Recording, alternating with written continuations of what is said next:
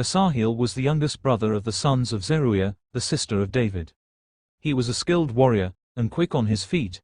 He was also under his older brother, Joab's command, and perhaps had some of the ambition his older brother Joab had. Thus, he was hungry to prove himself in battle, do great deeds, and make a name for himself, and thus, an opportunity was presented. This period in Israel, there was a civil war between King David and Abner, the uncle of King Saul, the deceased king of Israel. Abner was so loyal to Saul that even after the death of Saul, and 3 of his sons, Jonathan, Malchisua and Aminadab in the battle against the Philistines, he never wavered but made sure Saul's surviving son, Ishbosheth, was installed as king. Thus, David and Ishbosheth, who was backed by Abner, were at war with each other, and Abner made himself strong for the house of Saul. Then one day, Abner and Joab met each other by accident near a stream. Abner was with his army, a small force, and Joab was with his own army, equally a small force. Both generals said hello to each other. Then Abner suggested both he and Joab should sit down and watch their own men have some fun fighting each other, and Joab agreed. But the men of David, under Joab's command, killed the men of Abner, and a war between the 2 factions broke out.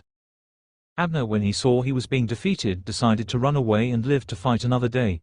While he was running, he was pursued by Asahel, Joab's younger brother.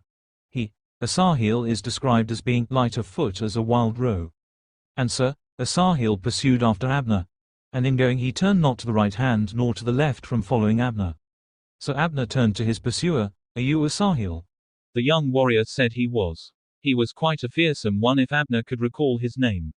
But Abner knew this kid was no match for him, so he advised, "Turn thee aside to thy right hand or to thy left, and lay thee hold on one of the young men, and take thee his armor." But Asahel scoffed at Abner's suggestion and chased after the general. And Abner turned to him again. "Turn thee aside from following me. Wherefore should I smite thee to the ground? How then should I hold up my face to Joab thy brother?"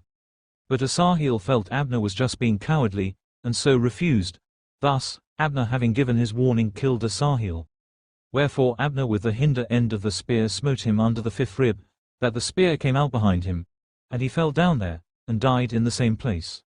And it came to pass, that as many as came to the place where Asahel fell down and died stood still. When Abner had gotten to safe place, he called after Joab, "Shall the sword devour forever? Knowest thou not that it will be bitterness in the latter end? How long shall it be then, ere thou bid the people return from following their brethren?" After Joab heard this, he called for a ceasefire. He himself agreed with Abner that he was going to call a ceasefire, saying, "As God liveth, unless thou hadst spoken, surely then in the morning the people had gone up every one from following his brother." But by this time Joab did not know that his youngest brother, Asahel, had been killed.